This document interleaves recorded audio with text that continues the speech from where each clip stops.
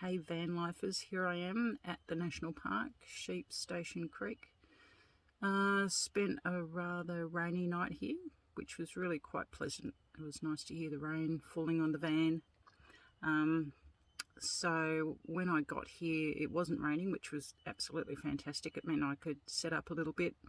Really good campsites here. You get your own little wood fire barbecue area, a picnic table and plenty of space to set up your vehicle and caravan, annex, whatever you have.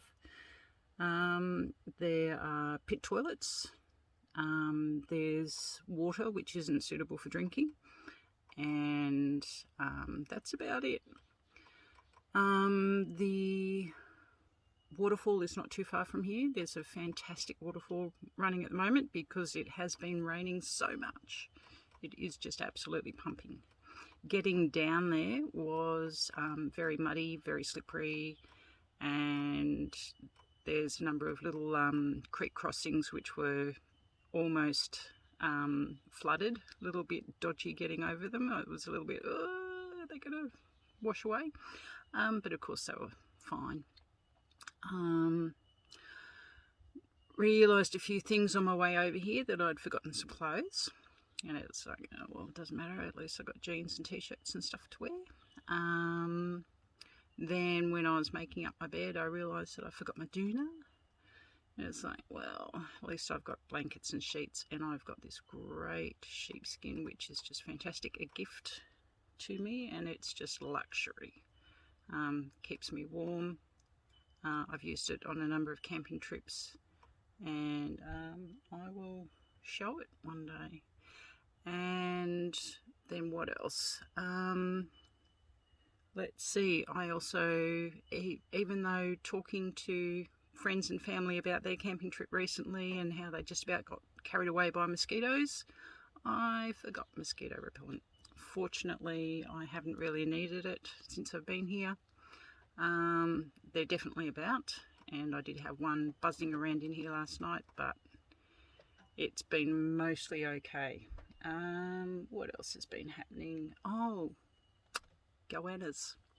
There's a big goanna here, and you know, he's cruising around the park, he or she, and I got my dinner going last night, opened up a rather pungent smelling steak, got that going on the barbecue and sat down, and you know, got halfway through it, and then the goanna decides to come and pay a visit.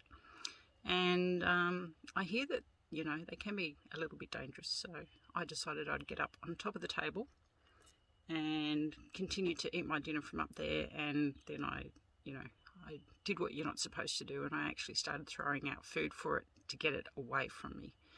And as soon as I raised my arm, it basically ran towards me, and it was like, oh my god. And knowing that it could easily get up on the table if it wanted to, but it did go after the food. And then once I had finished my dinner, poor neighbours, they were sitting down for their dinner, and it cruised over there, and I don't know whether the camper over there is more experienced or less experienced, but he got out and started stamping his foot around, and the goanna kind of took off, which was good. But you know, he kept loitering around and kept coming back to visit me, and it was a little bit sort of I'd stand up on the table and try and keep away from him, try and get a few shots of him as well. I managed to get a couple of videos, but there was just one really beautiful moment where he raised his head up at me, and I could see all the yellow markings under his throat, and unfortunately I didn't catch that. But yeah, very beautiful creature. So there's been lots of birds, which has been really nice, and saw a pattymellon yesterday, cute little thing. And I'm not sure what I'll do today because it is raining, and I don't know if I really need to venture off to the waterfall again. I'm going to try maybe going for a walk along the road and see what happens there, see if I can get any reception. There's no reception here. Oh god. Of course, also I tried charging my phone in the car on the way here, but that didn't work, and ended up with flat phone yesterday. But I have been charging it off my laptop overnight, and it's now got about 23%, which is going to last about 5 seconds. So anyway, ciao for now, and I'll let you know how the day goes. Bye.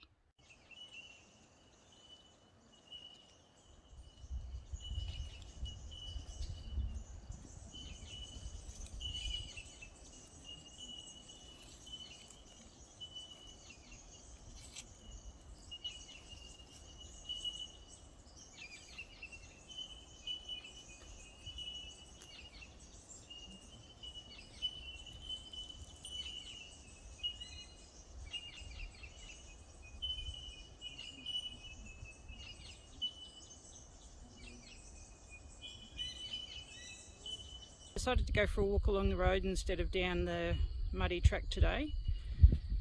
I'm at the entrance where I came in yesterday to Sheep Station Creek. As you can see, Kyogal's not that far away. And this is the view from the intersection. Of course, what you catch on camera is nowhere near as amazing as what you can see in real life. So get out here, have a look for yourself. And that's where I'm headed now. See how far I get since the road seems to be closed. Been on my walk for a few minutes now, and it's just all been uphill pretty much constantly. Come across an area where a couple of big trees have previously come across the road not too long ago. That's where the roots would have been. And crossing the road, you can see two rather large trees that had strangler figs growing on them. Bit of a shame that they've come down, because the strangler figs are absolutely spectacular once the host tree rots out. Taken out the tops of a couple of giant stinging trees. You can see them over here, this one here. There's one a bit closer, just here.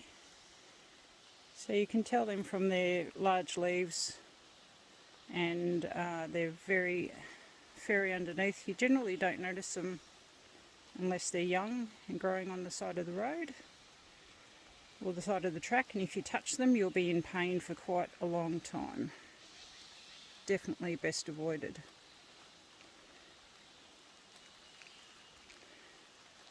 Just as I was heading off on this track, I came across another traveller with his son, and he had been walking from another camp, Forest Tops I think it was, and he was very much relieved to be very close back to Sheep Station Creek campsite. They had travelled up through the walking track. Apparently there were many trees down across the track that they had to clamber over, so it would have been quite an effort for them. So I think he'll probably go and advise the National Parks guys that are down there today at the campsite that the track should probably be closed. Now this trail is just going to continue up for God knows how long, so I'm pretty much going to turn around here because I'm certainly not as fit as I used to be, and I also haven't brought any supplies with me. As they say, when you turn 25 it's all downhill from here. At least in this regard it's a good connotation.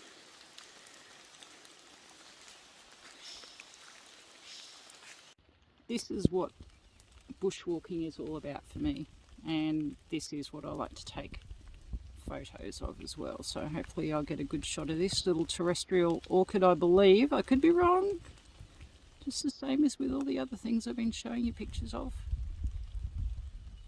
Absolutely gorgeous. Got back from my walk and just about every other camper has gone.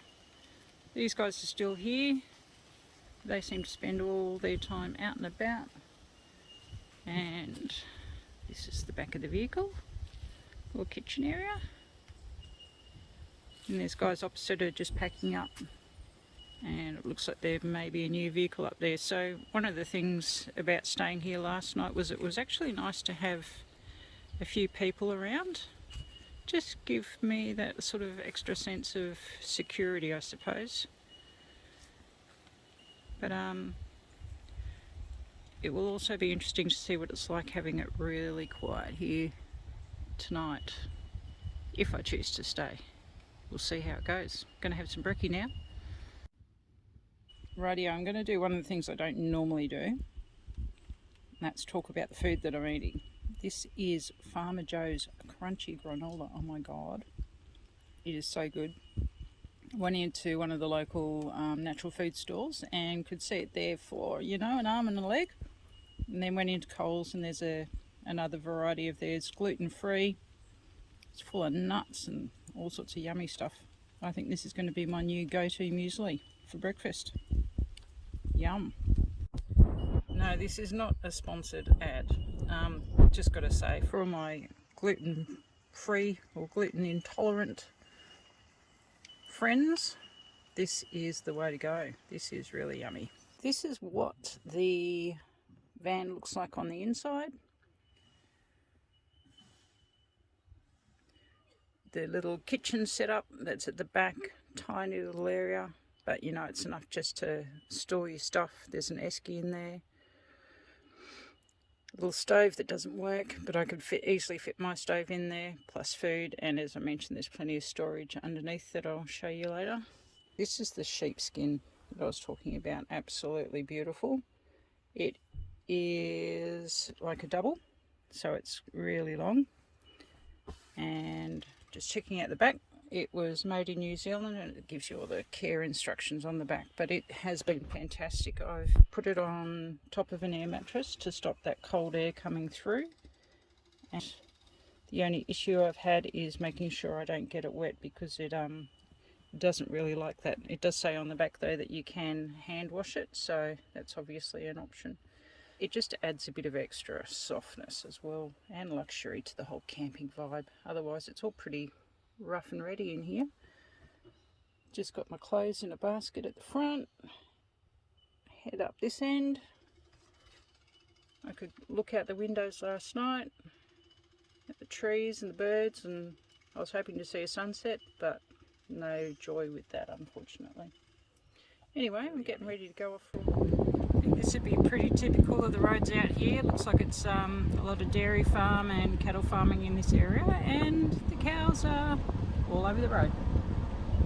Anyway, I'm heading up a different way, same way I walked this morning.